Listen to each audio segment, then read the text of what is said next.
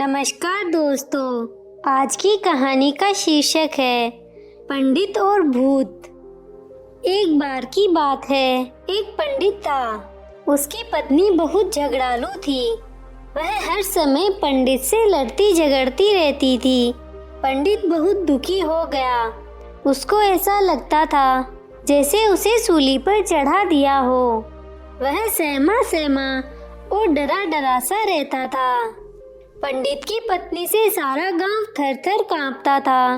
लोग कहते थे कि उसका नाम सुनते ही देवता तक कांपने लगते हैं।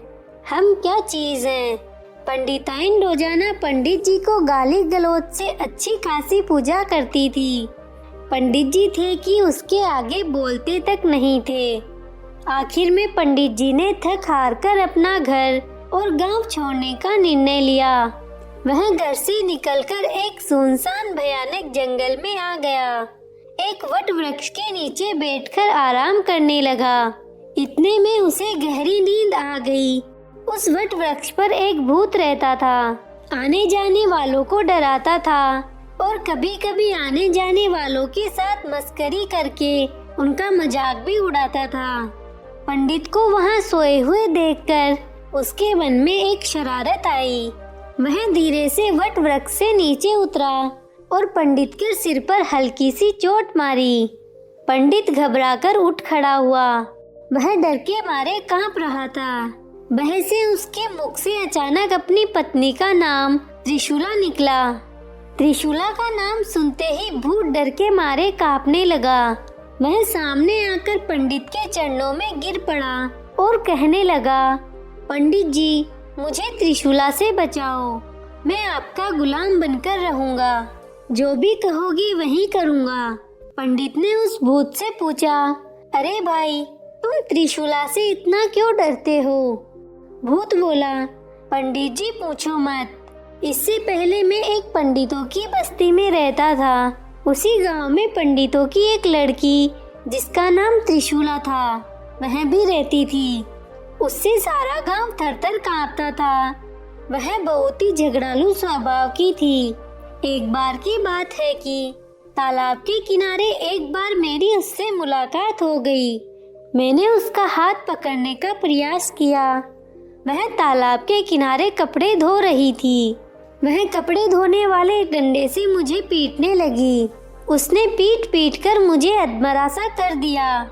मैं वहां से भागकर दूसरे गांव में आ गया। उसकी भी शादी हो गई। परंतु यह क्या, वह भी शादी करके उसी गांव में आ गई। एक बार फिर मैं गलती से उसके घर चला गया। उसने मुझे पहचान लिया। भीतर से मूसल लेकर आ गई और मुझे मूसल से पीटने लगी। मैं बड़ी मुश्किल से वहां से बचकर भागा। अब मैं इस सुनसान जंगल में रहता हूँ। कहीं वह यहाँ भी न आ जाए। कृपा करके आप मुझे उससे बचाओ। भूत की बात सुनकर पंडित को संतुष्टि हो गई।